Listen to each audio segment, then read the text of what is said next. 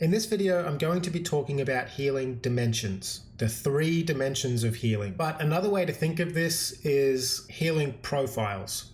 The long story short here is that healing used to be 3-dimensional, or it used to be able to be thought of as a combination of 3 healing profiles. And that was tank healing, healing up unavoidable mechanics damage, and healing up failure damage, mistakes people make. But now in the post-Legion world, tank healing isn't a thing anymore. That dimension of healing or that healing profile is basically gone. If you want the long version of that story of how tank healing effectively disappeared, including like how it started and how it happened, I'll put a link to my previous video in the description. But for the purposes of this video, I'll quickly summarize the main problem that arose from tank healing going away. And that is because that mechanics effectively became the only thing that healers heal. It has meant that mechanics have had to become singularly powerful enough to challenge healer throughput, healer cooldowns,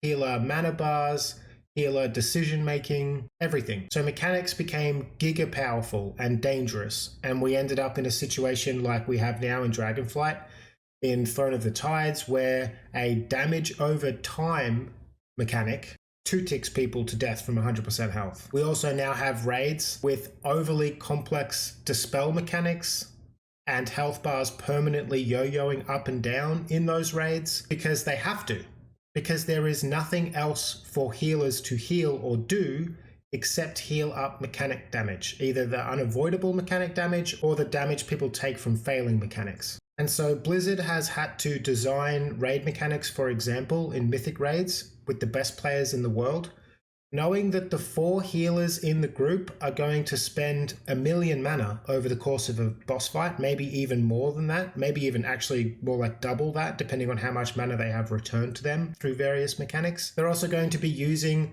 let's say, 12 AoE throughput cooldowns on the raid, and then another 12 external damage reduction cooldowns on top of that, and then all of the personal defensive cooldowns and health stones and health potions that all of the players in the raid also have. And they also have to assume that people at the very least are going to try to take no avoidable damage, or at least take as little as possible. And the best groups in the world, tackling the most difficult content in the world, are effectively going to take no avoidable damage at all.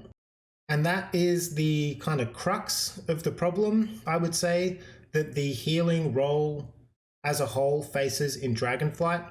Mechanics are necessarily obnoxiously lethal and overcomplicated, and until something fundamentally changes with healing that gives healers other dimensions of healing to deal with, other things to do, other healing profiles to juggle, other things that make them spend their mana and use their cooldowns and take up some of their decision-making capacity, that won't change.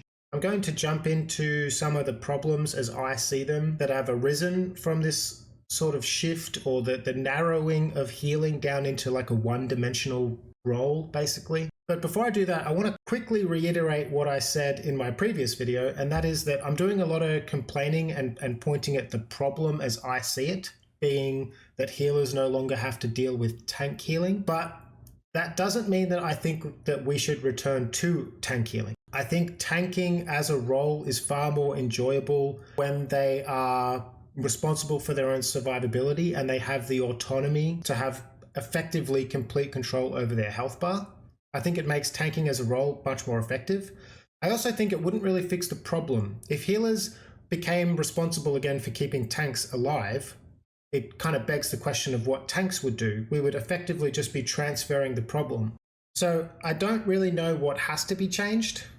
I know that something fundamentally has to be added. Some extra dimension to healing has to come into the mix. Healers have to be challenged by something other than purely mechanics. But yeah, I don't really know what that exactly looks like. So onto some of the problems that resulted in tank healing going away and healers no longer being responsible for keeping tanks alive. Healer balance. This is still an issue today in Dragonflight, but it isn't as bad as it used to be. See, what what changed was once healers didn't really have to worry about healing the tank, they could then instead spend most of their time doing damage. And the damaging dimension, or the damage that healers brought to a group, wasn't something that Blizzard thought about balancing for quite a long time. I mean, even in Legion, there were like 2 healers that had an AoE DPS ability, like druids with Sunfire and holy paladins with Consecration, that they could get a huge amount of value out of one global press. And they were supposedly competing with other healers that didn't have those buttons. They either didn't have AoE abilities really at all, or they had abilities that didn't really do any damage unless they were pressing those abilities global to global every time. And we ended up in situations where from Legion all the way to Shadowlands, we had a Holy Paladin's Consecration and a Resto Druid's Sunfire doing about the same amount of damage as a Mistweaver pressing Spinning Crane Kick 10 times. Shadowlands was the kind of peak example of this, that Blizzard just weren't really thinking about damage as being a spectrum upon which healers had to be balanced, because Holy Paladins dominated Shadowlands early with Ashen Hallow. It just one button you press and it does a ridiculous amount of damage, and it keeps the group alive, and it enables crazy pulls, and it means that the Paladin can effectively act as a 4th DPS on some of the larger and more difficult pulls in every dungeon. There was a similar story in Raid. They just pumped way more damage than any other healer. And after that got nerfed, Blizzard still hadn't quite kind of cottoned on to this being a thing.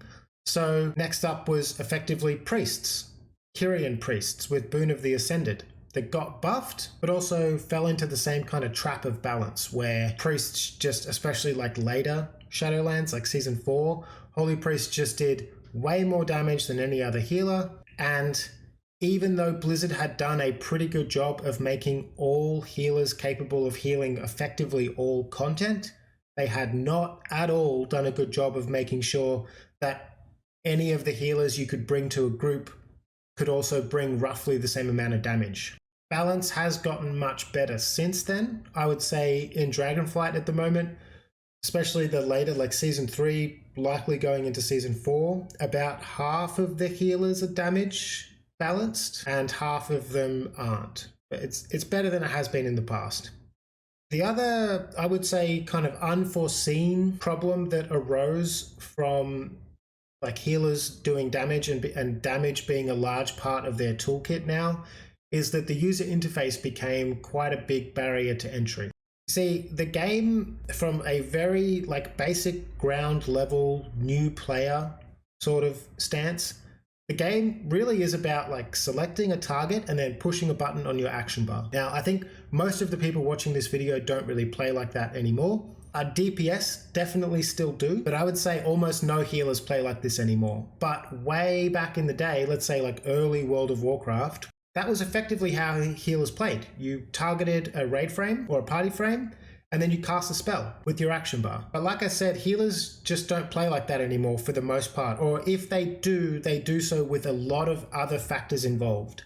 A lot of macros, a lot of mouse over macros, help harm macros, a lot of add-ons, a lot of things that enable players to effectively set up 2 user interfaces. A DPS interface, where you really do just like tab target an enemy or something and then use your action bars. And then a healing interface where you're, for the most part, probably using mouse over macros, or you're using click or voodoo or grid, or any add-on that allows you to bind a whole bunch of spells to your mouse buttons and your keyboard without really using your action bar, and definitely without targeting each individual player you're trying to heal. And that's the barrier to entry. I'm not saying that this is a bad way to play. I'm saying that the UI, the base level UI, is not really made for that in mind. And it's quite a large hurdle to get over, to get people, especially new players, set up with the ability to do damage and also heal on the same user interface with all the right information and everything showing. It makes getting into healing for the first time very daunting, because healing isn't just something you can pick up and play. This shift to healers doing damage and healing also made healing a little bit more punishing, because it used to be that healers just picked up the role or a new spec or something and they got into the game and you could focus on at least one thing. You could, let's say, run a dungeon and you could really just focus on keeping the tank alive. And that was a fairly straightforward task. Maybe you didn't know all the mechanics, maybe you didn't know the 58 different abilities you're going to have to handle or debuffs you're going to watch out for, and which ones you dispel and which ones you don't, and which ones you need a healing cooldown for and which ones you can ignore. Maybe you just go into the dungeon and you're learning for the first time, and you could at least, you could literally stare at a frame and you could just keep that guy alive, and that was enough. You were halfway there, and maybe you weren't doing it efficiently or well, but you were doing a good enough job that the group could somewhat succeed. You might have a couple of deaths along the way, but this was also back at a time when tank healing was relevant. Group survivability wasn't as relevant. So even if one person died here or there to a mechanic you weren't ready for or you didn't know about, if the tank stayed alive, generally speaking, it might be a slow dungeon and there might be a lot of deaths, but it was doable. There was a path to progression, so to speak, for healers to start healing for the first time.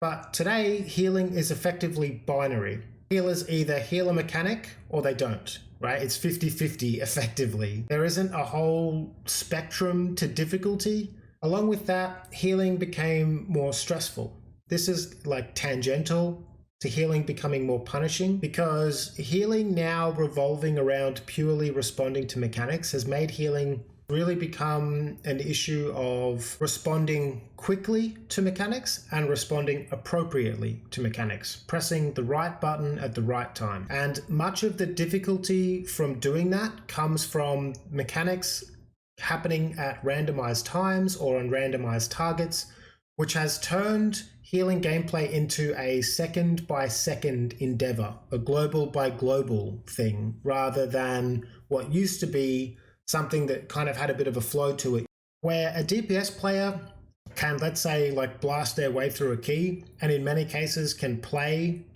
and make decisions around pack to pack or cooldown to cooldown as a timescale and have fun doing it. Healers can finish the same key feeling drained after oftentimes playing kind of global to global, second to second. Especially because all of the non-lethal failures the group makes don't become the problem of those that made it, if that's a DPS player, but it becomes the healer's problem instead. For the last three reasons in particular that I've listed out, the user interface being quite a big barrier to entry, healing becoming more punishing, and healing becoming more stressful, healing, unfortunately, now is something that I wouldn't recommend to new players. I think healing can be let's say, a somewhat easy role to play, but the amount of game knowledge and just the amount of hurdles that a player would have to jump over to get to that point is fairly extreme. If you're a DPS player and you want to be a relatively reasonably good DPS player, you don't have to learn that much. You can get by a lot of content by really just learning how to do damage. Let's say you go into a Mythic Plus key. You could tell yourself that, okay, I'm going to do damage. I'm going to press my kick effectively whenever it's up. I'm going to use my stuns and utilities when I remember to.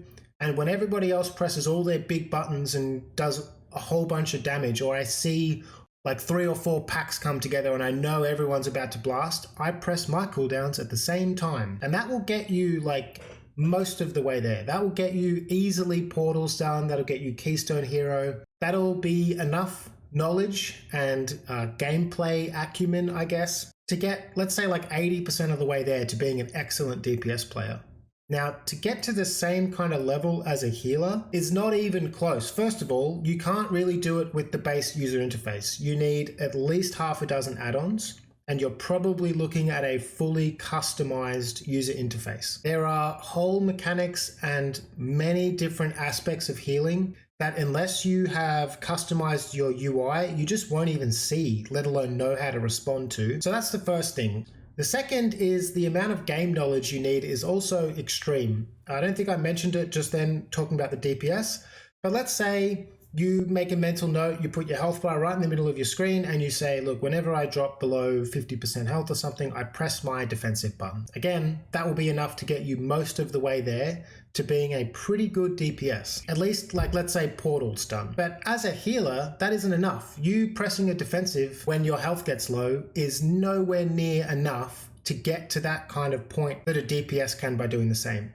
You have to know which mechanics in every dungeon are dangerous, not just for you, but also for the group. You need a good idea of knowing when you're going to be using your externals and your throughput cooldowns. You're probably also going to have to contribute at least some damage. You're going to have to know when it's safe to just burn all the mana you need to keep people alive or when to conserve it. And there are quite a few bosses, especially to keep with the getting your portals example. There are going to be quite a few bosses where you really have to have a plan. You're also going to have to get a reasonably good idea of how much of the difficulty you're currently facing is coming from your group making mistakes or you making mistakes, because that is not a clear distinction either. There's also an enormous hurdle, I would say, as well. Because healing is in the two-dimensional state it's in, you either heal the unavoidable damage from mechanics or the unavoidable damage from mechanics and the avoidable damage. There will be some groups you get into as a healer and you think, oh wow, the plus 20 I healed was easier than the plus 8 I healed yesterday of the same dungeon. And that is because a lot of the difficulty a healer will face doesn't come from the content, but rather from the players that they're doing the content with. And that also isn't really the case for DPS. So that is a whole nother factor as well that can be quite discouraging. I could imagine a lot of new healers would go into like a 12 or a 15 or something and like absolutely struggle. And then let's say they joined a really good group the next day and did a key multiple levels higher than the one they had previously done.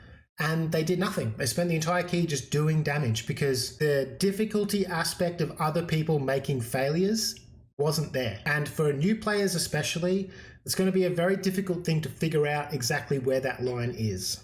And the last problem on this list is that healers have become increasingly irrelevant over the past few expansions, with particular regard to any content that is released that doesn't have obnoxiously lethal mechanics. Now, this is going to be a bit of a weird complaint to make, and I'm guessing there won't be a lot of like agreement or support for what I'm about to say. But Battle for Azeroth shipped island expeditions and warfronts as being like flagship content for the expansion. And it was very disappointing to have that content just be like pointless for healers. You weren't ever invited as a healer. No one wanted you to heal. Even if you got into a group as a healer, there was nothing to heal. It felt like Blizzard had made content and forgot that healers existed in the game, which I guess is kind of what happened, but maybe not on purpose. Like, that was obviously content that wasn't designed to be extremely competitive. It wasn't meant to have mechanics in that content that killed players. But that also meant that there was no reason for healers to exist. In islands in particular, all groups wanted was a tank because that's all they needed, right? And tanks didn't need healers to stay alive. And they could run around on their mounts, and because they were in tank specialization, they couldn't get dazed. They could round up all the mobs, bring it all together, and then the DPS got to have fun and press all their buttons and, pretty pixels and damage number go up. But it was disappointing that healing just wasn't thought of in those environments. The same thing happened again with visions. And this is effectively, this is going to be a bit of a stretch, I guess, for a lot of people too. But the problem with visions was the same problem that we now have with like the MDI and 4 DPS comps that don't run a healer.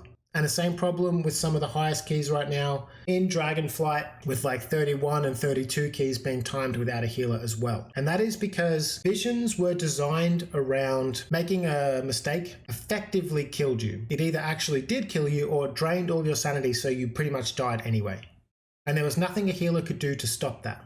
So healers were irrelevant in visions. And the same is true in very high keys. Once mechanics get to a point where they just one-shot people when they fail them, there really isn't much reason to bring a healer, especially if they're not there to heal the tanks anymore.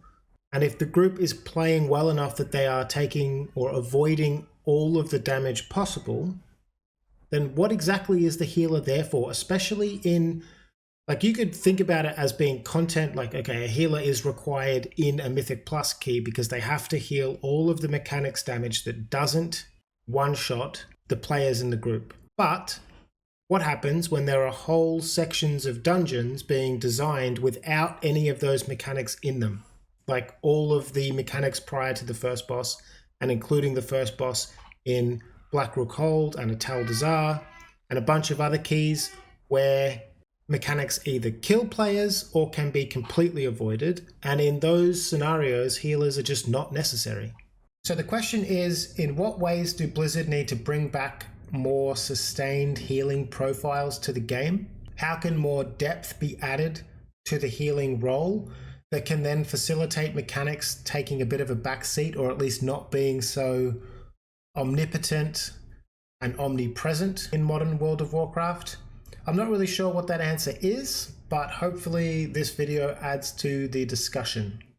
If you've made it this far, thank you for watching, and algorithm stuff.